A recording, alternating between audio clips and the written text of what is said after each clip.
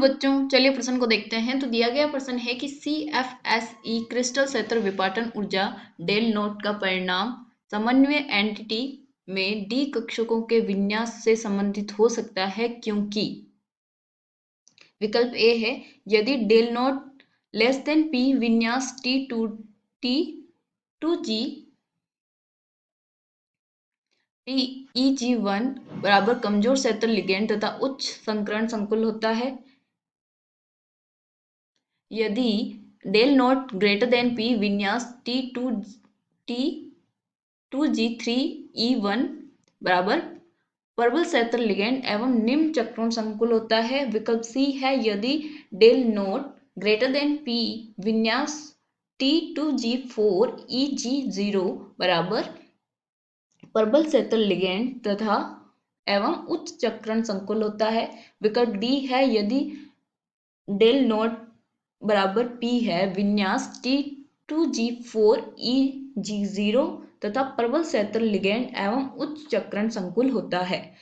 तो हमें बताना है कि जो हमारा CFC होता है क्रिस्टल क्षेत्र विपाटन ऊर्जा डेल्टा नॉट का जो परिणाम है समन्वय एंटिटी में डी कक्षक के विन्यास से संबंधित हो सकता है क्योंकि कारण हमें विकल्प में दिए गए हैं, उनका सही कारण हमें बताना है, सही विकल्प का हमें चुनाव करना है। तो सबसे पहले हम क्या लिखेंगे? मुख्य अवधारणा। मुख्य अवधारणा मुख्य अवधारणा क्या आ जाएगी? क्रिस्टल क्षेत्र विपाटन।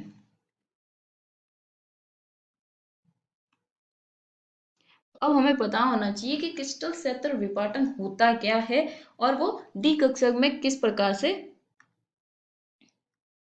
विपाटित होते हैं। तो देखिए, चलिए देखते हैं हम।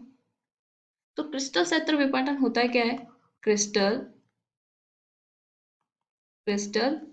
क्षेत्र विपाटन।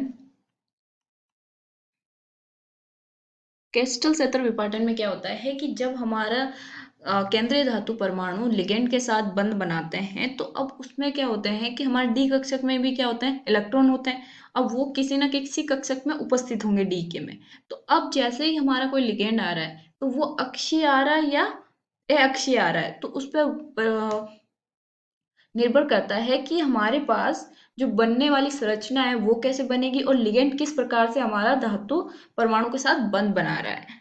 तो जब धातु डी कक्षक के लिगेंड से दूर न होकर सीधी दिशा में होता है तो प्रतिकर्षण क्या होगा?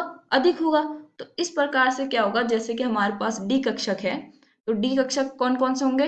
D X Y, D Y Z, D Z X, D X square Y square, D Z square. तो हम एक बार अष्टफलकीय वाला समझते हैं।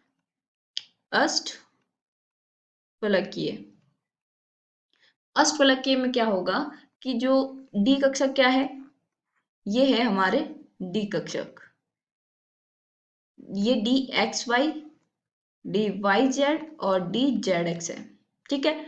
अब दूसरा D X square Y square क्या है? ये अक्ष के अलोंग रहते हैं ऐसे। ये क्या है? D X square minus Y square. और डी जेड स्क्वायर क्या हो जाएगा? ये और ये वाला। तो ये हो जाता है डी जेड स्क्वायर। तो अब अगर मैंने बोला डी कक्षक जो अष्टफलकीय होता है वो क्या होगा? वर्गाकार द्विपिरामिडीय। तो ये वाला इस प्रकार से बनाएगा। तो ये क्या होगा, जब बंध बनाएगा वो अक्ष के अकॉर्डिंग लिगेंड जो आएगा वो अक्ष पर आएगा। तो अक्ष पर आएगा तो जो हमारे अष्टफलकीय जो अक्षीय वाले हैं उनमें क्या होगा? प्रतिकर्षण ज्यादा होगा। तो उनकी ऊर्जा जो होगी वो बढ़ जाएगी और जो नॉन अक्षीय है, अक्षीय है, वो वाले क्या होगा? ऊर्जा उनकी कम हो जाएगी। तो इसमें यहाँ पे क्या होगा, जैसे हमारे पास डी में कितने होते हैं? 5 कक्षक होते हैं। ये डी है हमारा 1 2 3 4 और ये 5। तो इसमें क्या होगा कि जो 2 है अक्षीय वाले उनका तो क्या होगा? उनकी ऊर्जा बढ़ जाएगी।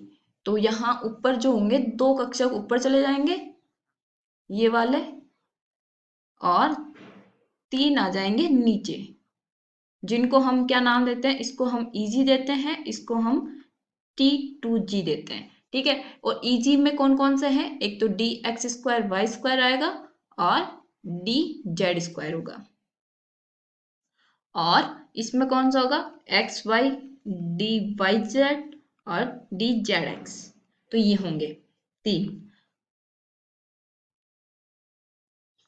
और इसमें जो ये वाली लाइन होती है इसको हम बोलते हैं बेरी सेंटर। क्या बोलते हैं, बेरी सेंटर।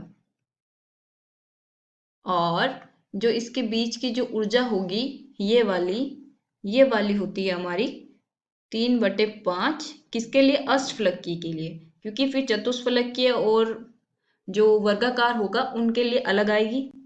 ये होगा -2/5 डेल नोट। जो डेल नोट है हमारा वो है हमारी CFC SE। और जो यहाँ पे एक और P आएगी वो आएगी युग्मन ऊर्जा, युग्मन ऊर्जा। तो युग्मन ऊर्जा अगर डेल नोट ग्रेटर देन है P से, तो युग्मन क्या है, संभव है, युग्मन संभव होंगे, संभव होंगे, यानी कि जो पेयरिंग है वो हो सकती है। लेकिन अगर P greater than del naught है तो इसमें युग्मन नहीं होगा, युग्मन नहीं होगा। तो अब इसमें सबसे पहले जो इलेक्ट्रॉन आएंगे वो किस में जाएंगे, T2G में। तो अब D3 तक तो क्या है, कोई दिक्कत नहीं है, क्योंकि T2G में चले जाएंगे 3। यहाँ पे देखिए, यहाँ पे 1 2 3। अब जैसे ही हम D4 आएगा, अब जैसे D4 आएगा तो अब वो फोर्थ जो इलेक्ट्रॉन है हमारा, वो हमारा Eg में जाएगा या T2G में, वो उसका डिसाइड कौन करता है, लिगेंड।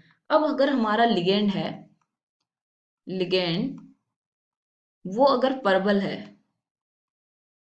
तो परबल है तो सहयुग्मन होगा, सहयुग्मन होगा तो जो हमारा फोर्थ इलेक्ट्रॉन है वो किस में जाएगा, जो फोर्थ इलेक्ट्रॉन है वो जाएगा T2G में। ठीक है, और अगर हमारा लिगेंड जो है वो दुर्बल है, क्या है, दुर्बल, तो वो क्या कराएगा, सहयुग्मन नहीं कराएगा, सहयुग्मन नहीं होगा, उसमें नहीं होगा तो जो फोर्थ इलेक्ट्रॉन है हमारा डी कक्षक का वो जाएगा हमारा Eg में, अष्टफलकीय में। ठीक है, तो ये वाला हो गया। अब हम देखते हैं हमारे विकल्प। तो विकल्प ए क्या है, यदि इसने क्या बोला है, डेल नोट लेस देन है, यानी कि P ग्रेटर देन है, तो P ग्रेटर देन है तो सहयुग्मन नहीं होगा, तो सहयुग्मन नहीं होगा तो T2G E1 होगा, क्योंकि सहयुग्मन होगा ही नहीं। और कमजोर सेतल लिगेंड है, लिगेंड क्या है, प्रबल नहीं है, दुर्बल है, तो वो उसका सहयुग्मन भी नहीं कराएगा। और फिर क्या होगा, उच्चक्रण, क्योंकि अगर सहयुग्मन नहीं हुआ, यहाँ पे हमने बोला कि सहयुग्मन नहीं हुआ, तो डी जो है वो कक्षक ये है हमारे, और ये वाला, तो इसमें 1 2 3 ये मैंने मान लिया T2G के हैं। ठीक है, और एक अब ये Eg के हैं, तो अब लिगेंड भी दुर्बल, और P की तो ये वाला एक इलेक्ट्रॉन यहाँ आएगा, तो ये D4 है, तो इसमें अयुग्मित इलेक्ट्रॉन कितने हैं, 4। तो जितने ज्यादा अयुग्मित इलेक्ट्रॉन उतना ज्यादा चक्रण। तो अगर हमारे पास जो लिगेंड है वो पर्पल है और वो D2sp3 बना रहा है संकरण, तो उसमें क्या होगा, 2 खाली चाहिए होंगे हमें डी कक्षक, तो ये वाला क्या करेगा, सहयुग्मन करेगा और अयुग्मित इलेक्ट्रॉन कितने हो जाएंगे, 2। तो क्या चक्रण कम हुआ, हाँ। तो इसमें क्या होगा कि वो निम्न चक्रण का हो जाएगा। लेकिन यहाँ क्या है, सेतल लिगेंड है, कमजोर है, उच्च चक्रण भी है, T2G इजी है, P ग्रेटर देन है, तो क्या ये सही है, हाँ ये हमारा वाला सही है। तो विकल्प बी देखते हैं, विकल्प ए हमारा सही है, विकल्प बी एक बार चेक करते हैं, यदि P नॉट ग्रेटर देन है P से, मतलब पेयरिंग हो सकती है, बट किस पे, अब किस पे आधारित होगी, वो हमारे लिगेंड पे। अगर परबल है तो संयुग्मन होना चाहिए, लेकिन इसने क्या बोला, परबल लिगेंड है।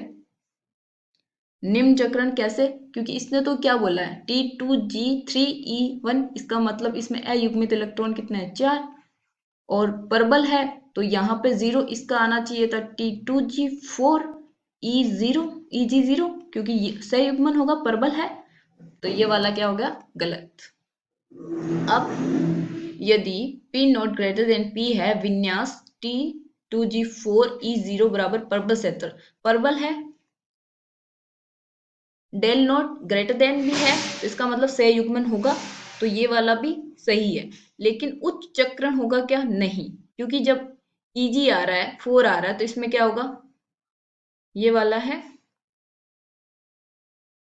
तो इसमें हुआ हमारा सहयुग्मन। तो सहयुग्मन हुआ तो 1 2 3, ये 4, तो इसमें n बराबर कितना हुआ, 2। और अगर नहीं होता तो उच्चक्रण का मतलब n बराबर 4 होना चाहिए था, तो वो उच्चक्रण हुआ क्या, नहीं। ये निम्न चक्रण के संकुल बनाते हैं, निम्न चक्रण के। तो ये वाला भी क्या हो गया हमारा, गलत। इसी प्रकार से P नॉट बराबर है P से विन्यास, परबल और उच्चक्रण, तो उच्चक्रण वैसे ही हो गया, तो ये गलत हो जाएगा। तो सही विकल्प हमारा ए है। आशा करती हूँ आपको समझ में आया होगा। धन्यवाद।